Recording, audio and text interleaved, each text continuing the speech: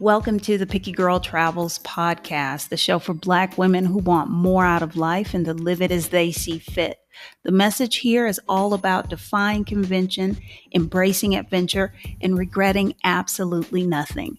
I'm your host, WHERE, of the blog pickygirltravelstheworld.com.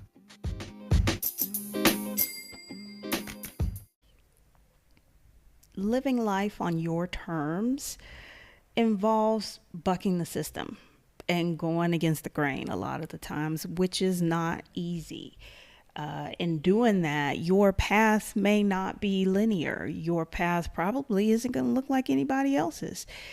But that doesn't really matter because at the end of the day, it's your path. My guest this week, Natasha Willis, aka Coach Tish, exemplifies this to the nth degree.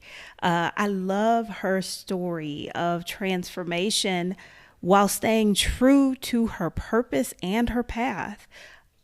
There's something here that we can all learn from her. I really like talking to women who have done lots of things, and you, ma'am, might be the queen of that. I don't know. I was very surprised to find out that you used to be an accountant. Yeah, that was my first career. I wanted to be an accountant from the age of maybe 13 or 14. I'm a first generation college graduate. So, I'm clairaudient. So I heard in my, clairaudient means that how do you say? So people have different psychic abilities, right? So you have different aspects of your senses that are heightened, right? So some people hear spirit, some people see spirit, some people feel spirit deep down, right? So I'm clairaudient just means that I hear clearly. Right. Okay. So for me, spirit has always talked to me. Like I will literally just hear something. And so I heard that I was supposed to, as a kid, people ask you, well, what do you want to be when you grow up? Right. And so I had all of these ideas. I had, paralegal. I think I wanted to do hair at one time. And there was always someone, a teacher, my aunt's boyfriend, someone who like poo-pooed whatever that dream was. And so I remember hearing that I was going to do business. And so I looked it up, I'm also super left brain, rational, logical, primarily. And when it comes to how I make decisions. So I was like, oh, well, let me look that up in the dictionary, right? So in the dictionary, I remember seeing all of these aspects of business. And accounting was almost the only one that I, could, from context clues, understand, like put that together. Again, I remember I told you, like my brain does this. So I said, well, accounting, I like to count. So I'll just do that. Like, so that's the decision I made at like 14 that I was going to pursue accounting. And so that's what I did. Went to high school, I went to several high schools, but the first one and the last one were both vocationals. Is that vocational? Vocation. Listen, I ain't said the word in so long. I done forgot what it is. But I'm like vocationary? No. Vocational high school. And they both had accounting. So I majored in accounting in high school. I like my boyfriend in high school, his mother was an accountant. So I would ask her questions about, different aspects of accounting. I went to community college, majored in accounting, ended up forwent a college scholarship, actually, a full tuition scholarship for the guy I was dating at the time, and wound up going to like the top accounting school in the nation. And majored in accounting, had a ton of internships. So yeah, that was the very first thing that I did, and held on to. And then what year was that? Maybe 2006? No, so I graduated college in 2005. And I got moved to Idaho and then moved to Pennsylvania, where I was like, done. I was already done with accounting, but that was when I was like really done, and I got fired. And I was like super excited about it because I really didn't like accounting. But Idaho. Yeah. The journey has taken me lots of I places. mean, like I knew there were levels to this, but I didn't realize you spent time in Idaho on top of that. Yeah, that was the first place I lived outside of college. So I'm originally from the South Side of Chicago, and so well, that's where I was born, and I've lived all over the country. And so during college I was a transfer student. And so as a transfer student, you come into the 4 year as a junior. So it's like really all about get your internships, get ready to graduate, especially in the School of Business. It's like you need to be able to graduate with a job. So you better get involved in everything, make sure people know you who have jobs and who have internship stuff. And so I did all of that. And ironically, I remember a job offer that I had. I had several job offers actually. And it just wasn't a good fit. And somebody in Chicago, there was a grocery store called Jewel. And so my grandmother was a cashier at Jewel. She had retired, but she was working as a cashier at the grocery store, Jewel. Or Jewel Osco, which was like the pharmacy part.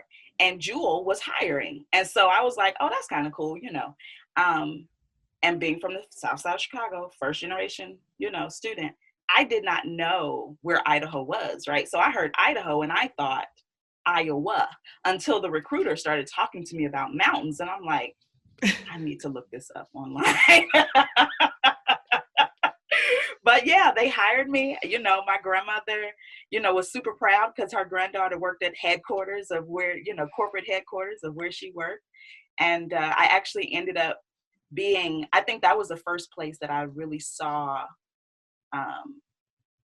just saw something different, right? So being from the South Side of Chicago, everybody Black, not that everybody's poor, but most people are working class, right? So going to school, where I went to school was about 2 hours south of Chicago.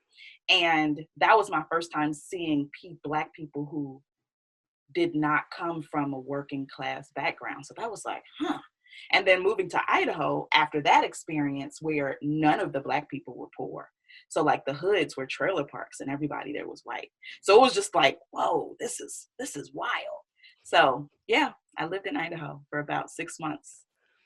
I think the thing about you being an accountant caught my attention because when I went to college, I was originally a business major. Mm-hmm. And what was I going to major in? I forget what part of business, because it was all part of my master plan to open nightclubs. Yes. That's how I was going to make my millions. And all business majors had to take financial accounting. Yes. And I think managerial accounting. Yep. And I used to go to financial accounting every day and fall asleep in class. Oh. So much so one day I kind of had like this, come to Jesus moment where I looked around at the other 250, 300 people in the class. And I was like, I don't care about this enough to fight these people for a job someday. Mm-hmm. And I was like, I could sleep at home. Mm-hmm. So that was the end of my career as a business major.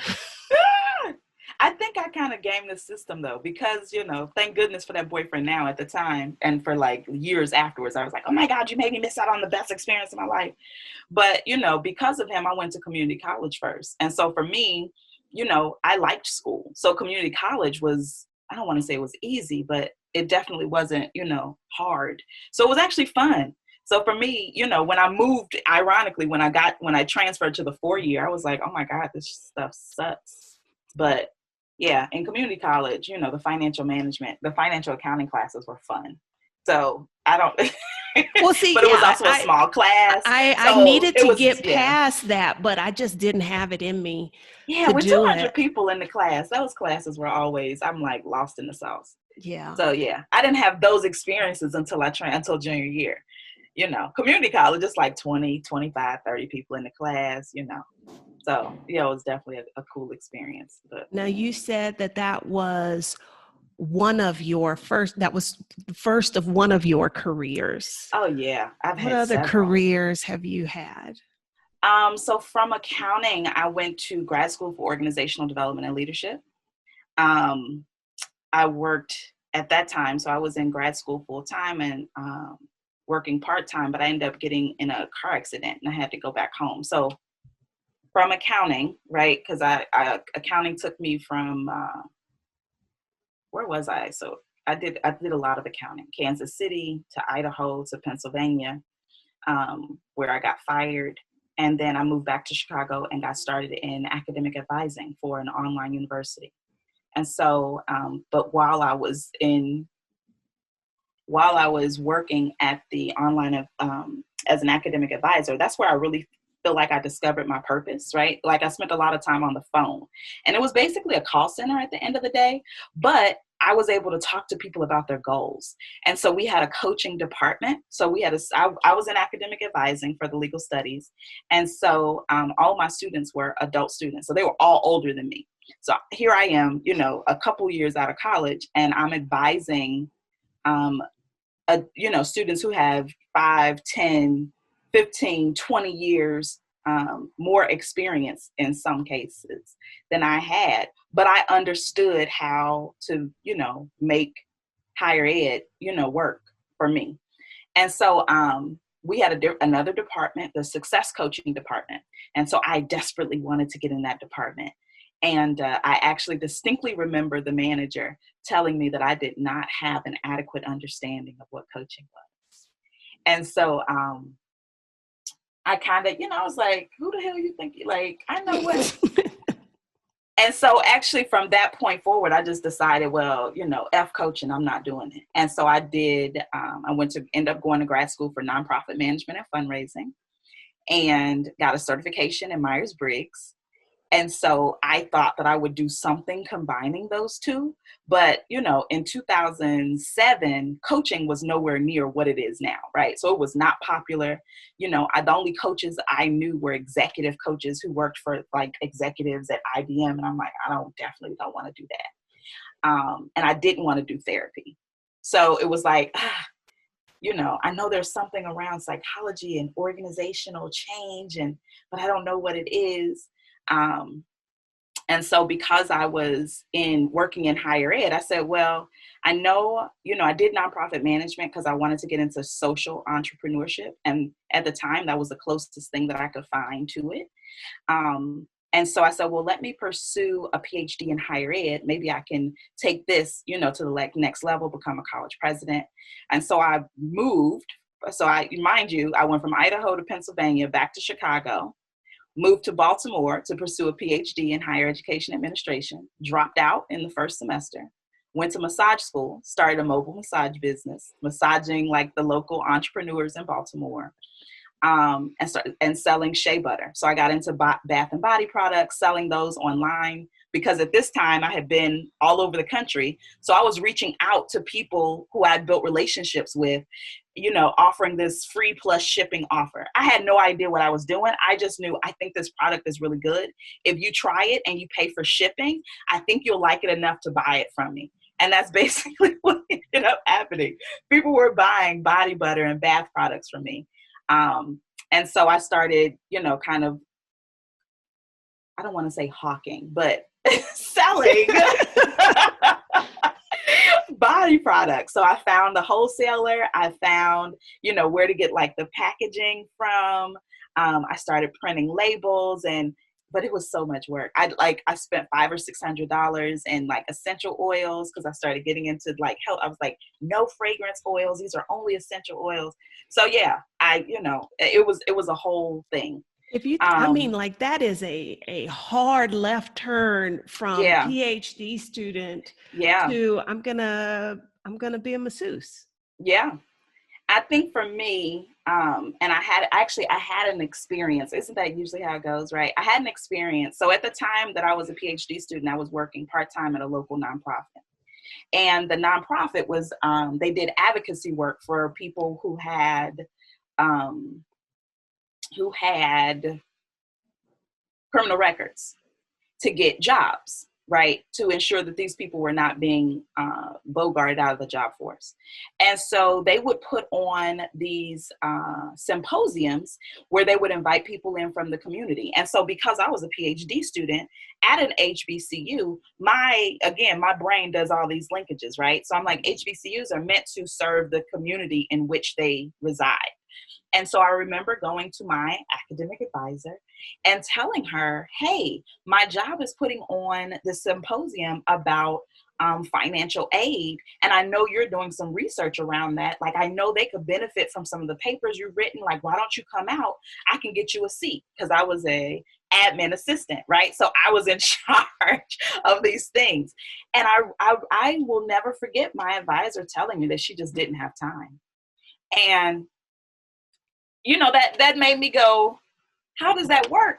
Like, we're at an HBCU, you're doing research that directly impacts what this conversation is about. Like, why wouldn't you want the people who are making decisions to know about what you're doing research about? So for me, that was like an eye-opening moment, because that's when I recognized that typically people who do research, right, are invested in creating the theories and doing the research. They don't necessarily they are not always practitioners, right? So for me, that was like a mind-blowing moment, because that was the whole point. Like, I was going to be a college president. Because you intended to put it into practice. That was the whole point. Yeah. So what I just assumed naively, right? Because again, first generation, I can only go by what I think and what makes sense to me. So I assumed, without asking anyone, that that's why we all were here, right? We all want to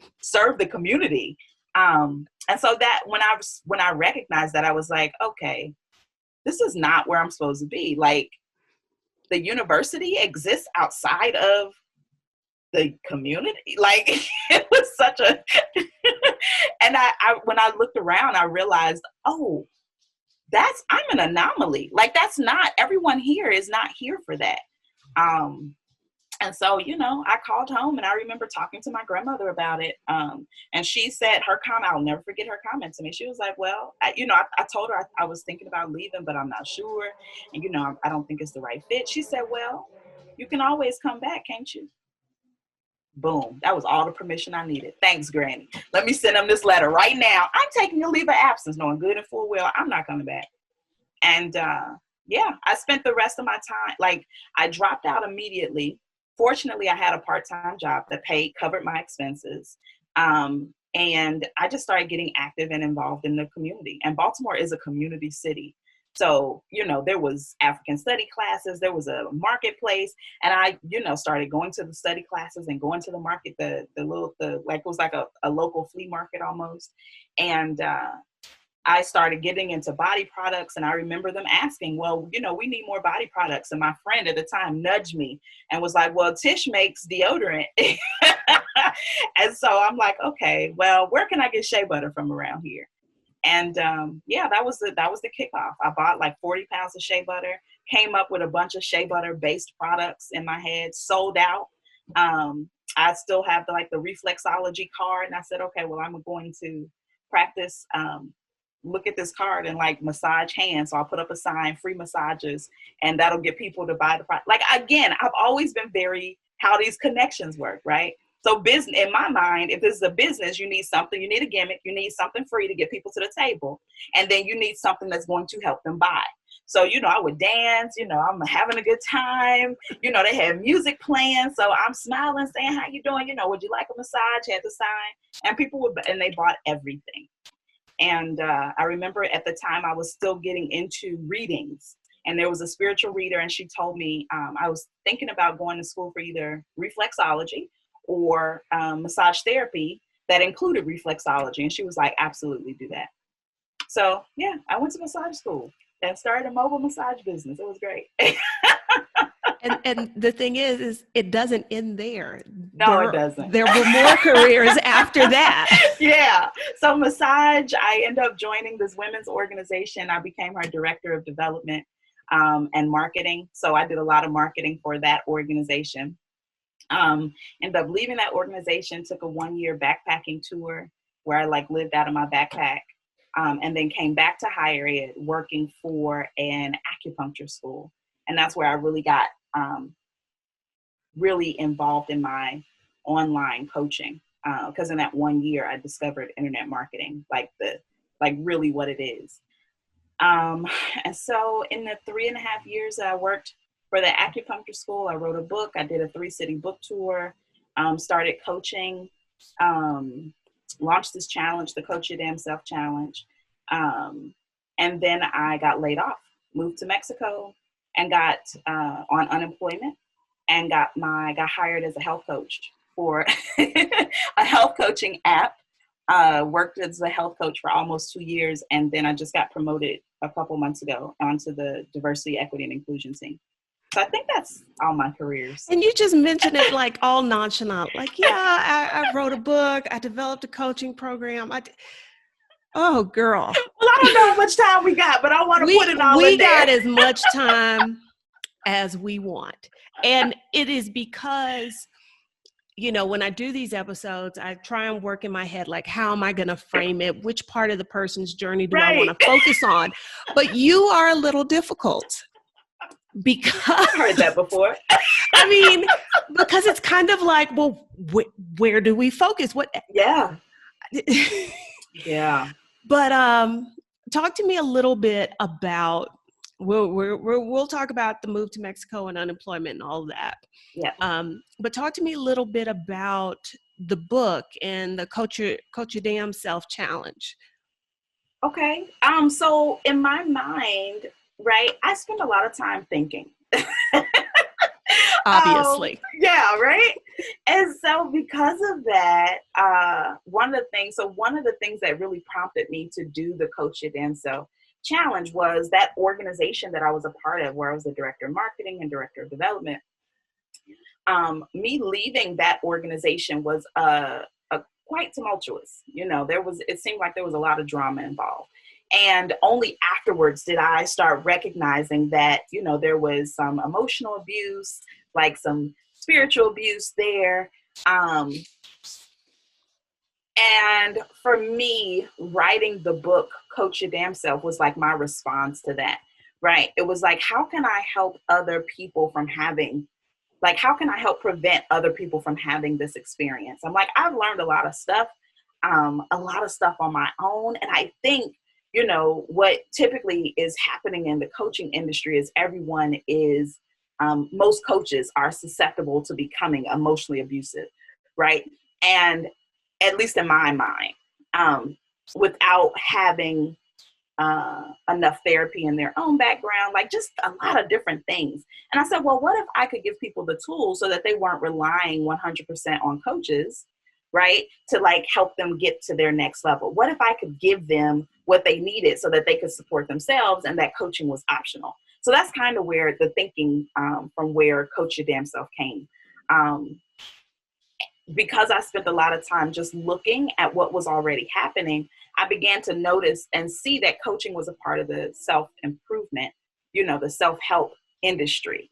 That was something that most people weren't looking at. So I looked at, okay, so what's happening in the self-help industry? Like, what do people do? Well, they write books, they do book tours, they have programs, but all of that is in addition to them being authors and speakers. So, you know, again, in my mind, I'm saying, well, that's all I need to do. I need to write a book. I need to do a book tour. I need to do these things. Boom, boom, boom, boom, boom. So yeah, that's kind of what I did. I made a list and, you know, just started hitting it.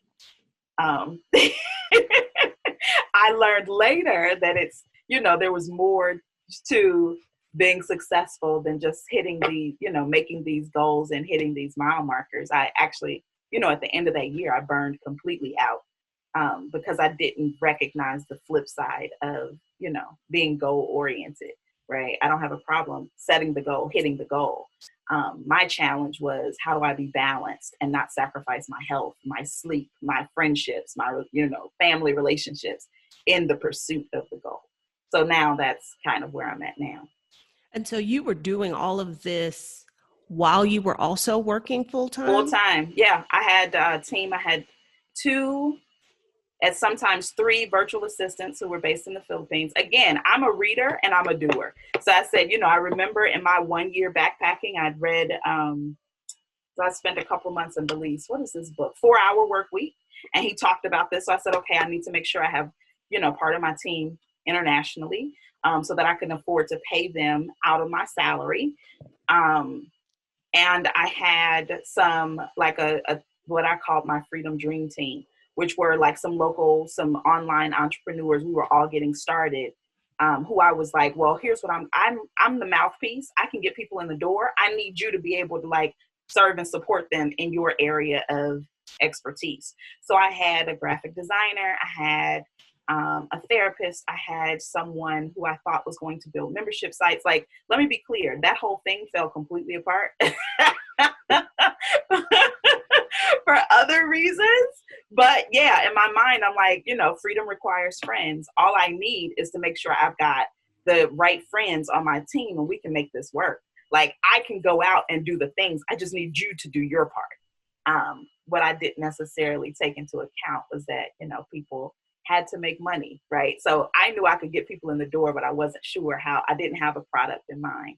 I didn't have, I was familiar with funnels and sales funnels, right? But I wasn't sure how to convert. I knew how to get traffic. I knew how to get people in the door, but I wasn't sure how to I wasn't sure how to figure out what they wanted. And even when I would ask them what they wanted, my anxiety was so high, and me, having to, because I'm goal oriented, it was like, I have to be successful. I have to be successful. So I wasn't detached enough to actually listen to the feedback when I was aware enough to ask for it. So there was a lot of holes, a lot of things that I missed, thinking that all I had to do was set the goal and hit it, boom, boom, boom, and success would be automatic. That was not necessarily the case. I appreciate you sharing that, because I've come to some of my own realizations. Like, I am not necessarily goal oriented, and like all these things when you start working for yourself or trying to build a business that they tell you you're supposed to do. Like, and none of these people are missing something. I'm like, wait a minute, I did the things. Why am I? I remember hearing a guy said, you just need to hustle and grind and put it all forth for 1 year. I'm like, dude, I did 1 year. I was burnt the hell out, and I'm still need another job. Like, what did I miss? What did you miss? Because you didn't give me foolish. and what I am learning is the things they say to do, they don't work for me. For they don't align with who I am. And so I appreciate you sharing that, that experience, because I think it's very easy to, when you're trying to do this on your own, and then you experience those setbacks or things don't, you grind for a year and it doesn't work, you start to say, well, what's wrong with me? And and not what's wrong with the advice I received. Yes. What's what you took, right? Like that's a biggie. Because when people are selling you these things, they don't always give you, well, hey, there are these things that could go wrong, or, like you don't get the full story. No. So, and I think when it doesn't work out, people internalize that, and that may not be the issue. Well, and the people 9 times out of 10, right? The people who you bought something from will also help you with internal. They'll say, oh no, you missed a step. Oh no, you didn't do this. Well, you just need to buy my next level program. that right you there. You need to spend a little bit more money, and there's always something missing. Like, maybe I do need to spend more money, but do I need to spend more money with you? Maybe I do need, another program. So all of that, we're coming up on, from the very first time I had a paid coaching client in 2014 until now, that's 6 years that I've invested in one program, stuck with that program for a year, taking a year off, not buying any other programs. I'm going to make my money back. And then getting to a place where I realized, oh, that was not the right program. So it don't matter how hard I try to put that square peg in the round hole, it's not going to fit. I need a different kind of program. I need a different kind of mentor. I also need a therapist in addition. It's not just one program. It's not just one mentor, right? So yeah, I need to live more life. I need to have more experience to bring to what I'm offering. I need a better offer. And like all of these things that, yeah. So what you're saying is there are no easy answers. No, that's what you're saying. No, I wish there were. There's no easy, because you still got to do the work. Even if I literally write down all the steps, there's always going to be something missing from my equation that you're going to need.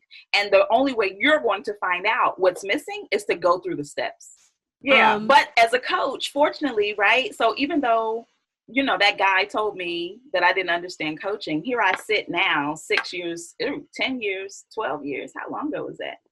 13 years later with 4 coach certifications. And I'm very clear that coaches, the goal of that, this is why us asking questions is so important, right? This is why learning how to ask questions, learning what the gaps may be, learning what my own gaps are, like all of that informs not just the questions that I'm asking the people I'm coaching, but the questions that I now know how to ask myself.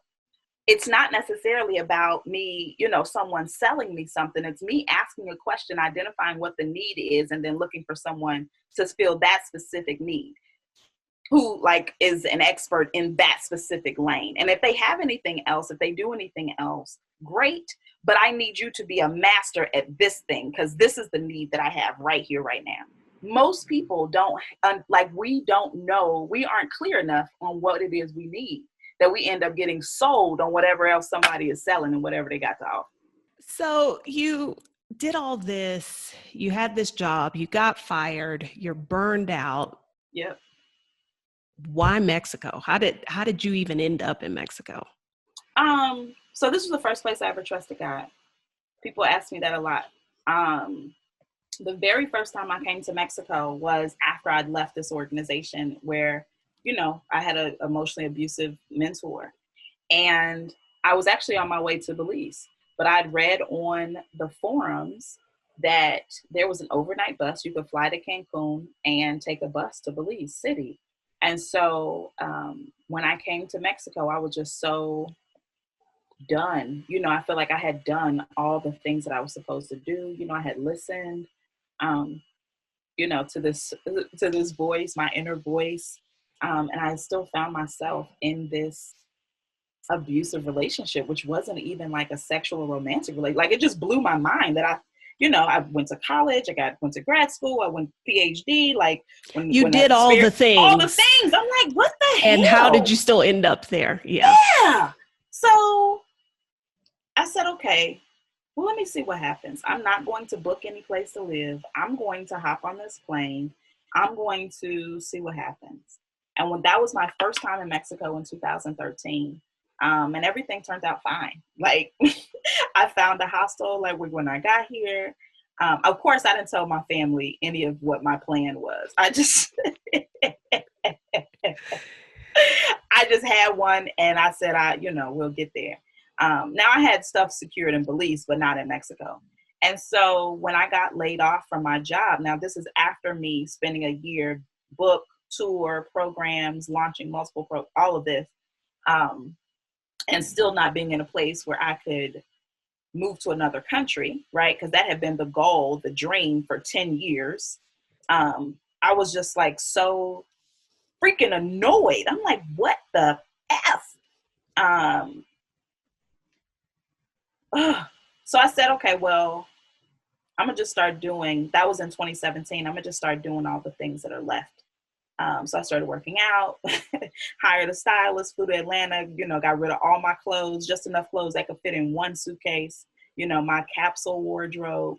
And then I was laid off in 90 days with a severance and 6 months unemployment. I said, oh, that's what I need to do? Like, work out? Is that the secret? Like, I need to work out?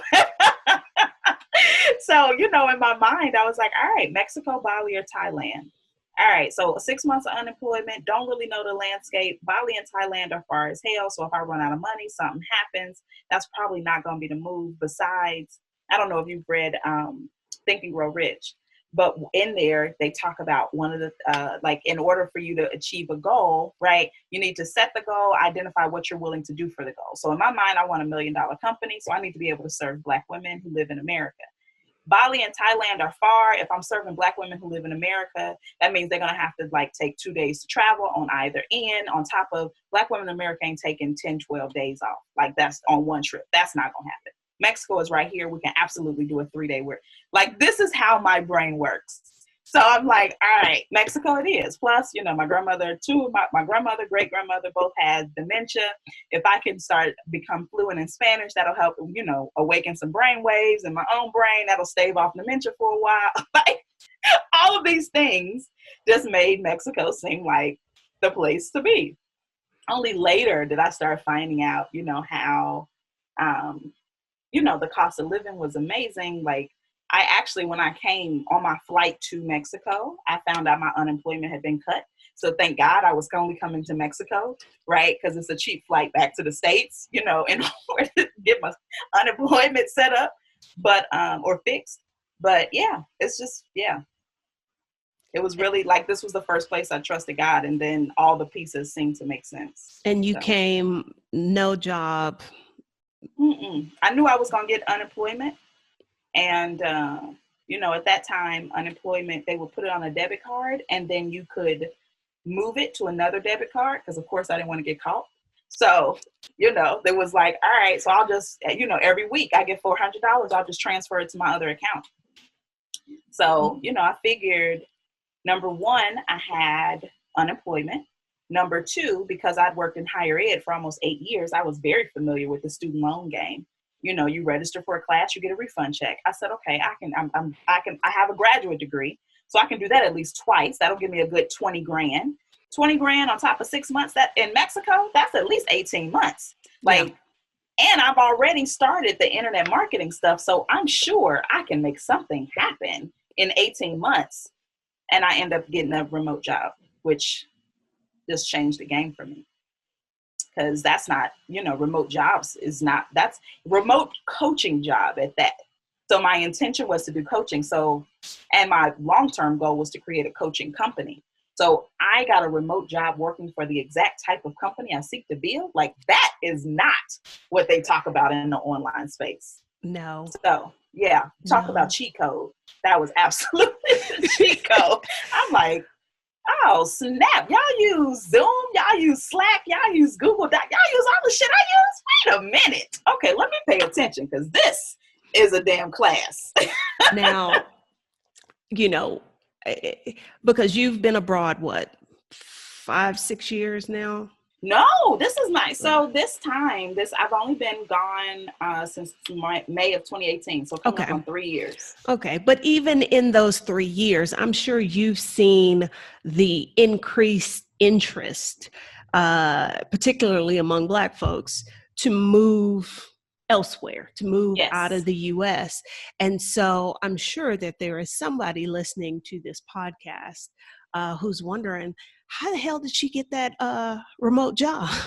I mean, to be honest, I was way qualified, right? Well, like, obviously that, but. So for me, I work for a coaching company, but I have coaching certifications. I had written a book about coaching. I had taken classes at the job so I worked at a university. So I was able to take classes for free. They had a degree in coaching. So I took those classes. And then I actually started training people on what I was learning, motivational interviewing, trans-theoretical change model. These are things, again, most people in the coaching space don't see coaching as a viable career. So they don't take classes. Like, this is an actual industry, just like engineering, just like accounting. There's professional development and continuing ed units and all of this stuff. So because I came from higher ed, that's how I was trained to look at any career that I stepped into. So that's how I looked at coaching, is how can I continue increasing my skill set? And then how can I share that skill set with others? So when it was time for me to apply at this coaching company, I had coaching certifications. I had been trained in like advanced coaching skills. I was training others, and then come to find out they were using those exact same skill sets in the company. I said, oh, maybe I got this, as a matter of fact. So it was so it was a number of things. It wasn't just, oh, let me find a remote job. Like, this is directly in line with my purpose. And so for most people, we don't think in terms of, this is my purpose in life. Let me, even outside of my day job, let me take classes in this. Let me learn more about this. Let me network, right? Like, that's what I'm saying. It's not, oh, I applied and that was it. Let me be clear, because I was, number one, I was already knowing that I wanted to go into coaching. I was taking coaching classes on top of, so I enrolled in this coaching program, right? And I joined the Facebook group for the alumni of the program. They were talking about the program.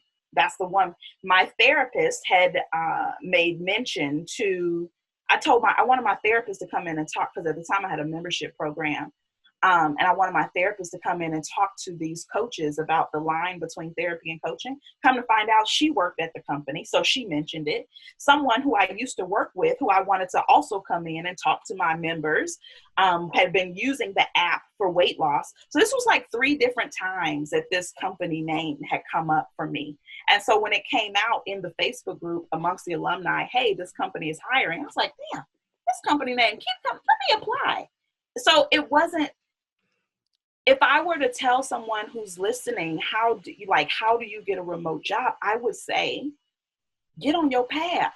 Do what you know you need to be doing. Because if you've read The Alchemist, right, they talk about how when you're like, the universe will conspires with you. So once you say that there's something that you want to do, and you actively start moving in that direction, like, literally everything opens up for you. Most of us are too afraid to acknowledge what it is that we want to do, to actually take the steps. You know, we're so attached to our current circumstances or our current environment, or we've created these like chains around us of slavery almost, that like literally are keeping us stuck. The people around us, the books we read, what we watch on TV, who we tell our business to, what friends we make on social media, like all of these things that literally keep us where we are. So if you want to go someplace different, I would say start with start with something small. It don't even matter what it is. If it's just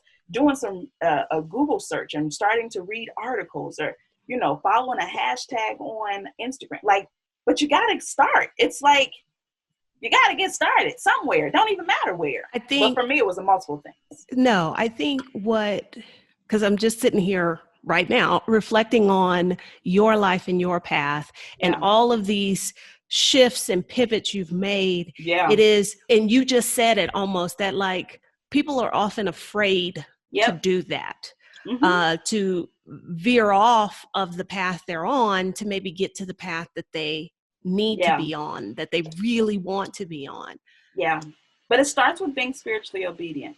That's literally the beginning, right? I didn't just make a hard turn or a big U-turn. Like, it started when I was in the PhD program. It started with, you know, going to Chicago style stepping classes. Like, even though I'm in the PhD program, like, let me at least just have a little fun. Like, I can't do all, like, my whole life can't be this one thing.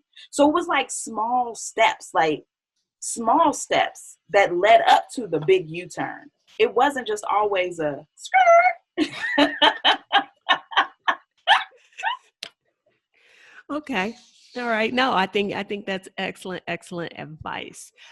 I was looking at your Instagram profile, and it says PhD dropout turned imposter syndrome release coach, helping Black women leaders get free daily. Yeah. Talk to me about that. Yeah, that's a lot in those 2 sentences. That's a lot. So yeah, I started, what I recognized amongst all of the things that I've been doing, is that at the end of the day, like you mentioned, right, we have a lot of things that are keeping us where we are. I don't like the word stuck personally, but there are a lot of things that are keeping us where we are. And just recently, actually, back in September, me and my American privilege was walking home at midnight in the midst of a pandemic. And I got my bag snatched, actually. And that was really interesting. Um, but I ended up chasing and they hopped in the cab. And, I'm chasing the cab down. It was just the whole thing, screaming at the top of my lungs after these, like, yeah, I know you have that. Like, just a whole lot of things going on. But as I tried to calm myself down from that experience, I recognized, I did several things, right? To try to calm myself down. Meditated, I tried to do a body scan, I tried to journal, and all of these things. And one of the things that I tapped into was this modality, TRE, trauma release exercises that I was trained in last year. And every time I tried something else, I kept noticing that it wasn't working. I still couldn't get to sleep. So, it just took me a series of trying different things. And when I woke up in the morning, it was as if that event, had happened 3 weeks before. Like, there was no fear in my body. I had to walk past that exact same spot. I wasn't triggered. It was just a very interesting thing. And I decided at that moment, when the bruise on my arm healed, that I would start talking about this. I wanted to make sure that I was okay, fully okay. And I just, got experienced a pretty traumatic event. And, fortunately I had a therapy appointment coming up, and I talked it over with my therapist. And I said, okay, I want to start talking about this, but I'm not a therapist, not a trauma therapist, no desire to talk to people about trauma. But I have to start talking to people about how they can release their previous experiences from their body so that they can move forward. And I actually sent an email out to some of the members of my email community, and I asked them, hey, this is what happened to me. This is the experience I had. What questions do you have? And I got a bunch of questions about, the exact sequence of events I used to help me, but one particular question stood out, and it said, well, how do I use this for imposter syndrome? And, I thought about it and I thought about it. I said, okay, I'm going to do something. I'm going to, again, internet marketer here. I need to create something based on, these questions. And I said, but it can't be trauma, right? That's too general. That's not way outside of what I'm trying to talk about. And I was actually talking to a girlfriend of mine. I said, okay, I think I want to do fear, for entrepreneurs. And she's like, yeah, I don't think so. That's not really something I experience. And, she was in my target market, some of the fringes at least. And I said, well, what about imposter syndrome? She's like, yeah, that absolutely. So I put a call out, on my Facebook page. I said, hey, I'm thinking about doing a workshop on imposter syndrome. Would anybody be interested? And people started signing up for this workshop. And I honestly didn't know anything about imposter syndrome besides what I'd heard. And the only thing I'd only heard it spoken of by white women, and typically only in the context of a confidence issue. And I was like, yeah, that's not me. I don't deal with that. I don't have a confidence issue. But because people were interested, I said, well, let me start looking into this.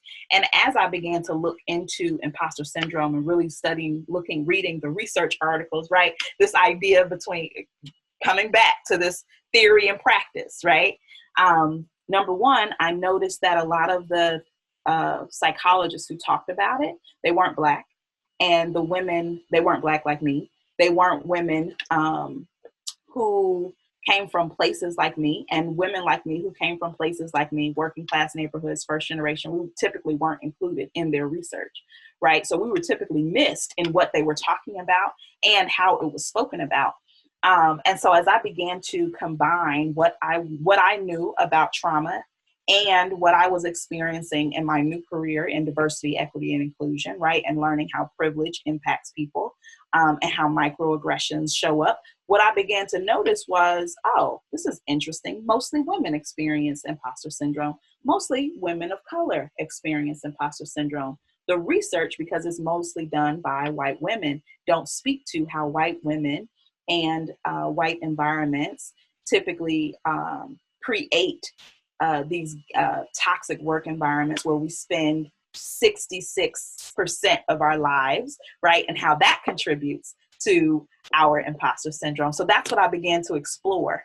And because I had had this experience where I was able to not feel triggered in a place where I had been, had a traumatic experience, I said, now if I could bring all of this together, if I can show us how to begin releasing some of the traumatic experiences that we've had in the workplace as we began to step out into, whatever lanes we're trailblazing. I said, I think this might be something. And so that's kind of where I'm going with things. I've done the workshop a total of 4 times, and we've had close to 100 people go through it. And so I said, okay, I think I'm ready. This is the lane that I really want to stick my flag in, because I don't see a lot of people talking about imposter syndrome from a space of this is how you release it from your body forever. I'm sitting here nodding, and that, of course, is not being picked up on the microphone. But yeah, I think you hit on something there. Yeah, I think so. Because as I began to read more, I also began to see how imposter syndrome has shown up in my life that I did not know or did not recognize before, right? Like when we hear imposter syndrome, and it's kind of like this very surface level, I feel like, conversation, but they don't talk about how perfectionism is an aspect of imposter syndrome, or, being a superwoman and having to, wanting to handle everything. But if you're a superwoman and you're a Black woman, right, how do those two things show up in how we were raised and what was expected of us within our families? Like I'm finding kind of similar to when I was trying to be a successful coach, that people are missing stuff. It's like, you tell me to focus on changing my thoughts, but what about what's happening in my body? Right? It's just a very interesting conversation that just, has a lot of gaps. If somebody listening to this wants to participate in, are you doing more of these workshops? I am, actually. You can go to imposterworkshop.com. Imposterworkshop.com. Okay. To get on the waiting list. And I have a group of leaders who I'm working with who've gone through the workshop. And because the workshop, again, there's no easy, right? There's no like pill that you take this workshop and poof, imposter syndrome is gone. My training, fortunately, as a health coach, what I recognize is that change takes time, right? And as you begin to make changes, there are things that are going to come up. So I have a group of leaders, I call them the Divine 9, 9 leaders who are allowing me to partner with them on their journey to freedom, is what I call it. And so to freeing themselves of imposter syndrome, however it shows up in their lives. And so those who go through the workshop are offered that opportunity to partner with me on their journey to freedom. Is there any other way or place that if somebody wants to follow your journey, keep up with you, support you, where can they find you? So I'm on Instagram as Coach Tish. That's probably the best place. I'm working on some other things in the new year that I will probably be announcing on Instagram first. So yeah, if you want to follow me, if you want to support, Coach Tish is my Instagram, and you can always, of course, NatishaWillis.com is my website. Okay. And if somebody's interested in coaching them their damn selves, can they still buy the book? Oh yeah, for sure. It's on Amazon. Yeah. Okay. You can look me up, Natisha Willis. Okay. I'm there. All right. Well, thank you, ma'am. Be sure to check out the show notes for links to Tish's book and her IG profile and her website, as well as several of the books that she mentioned during the episode.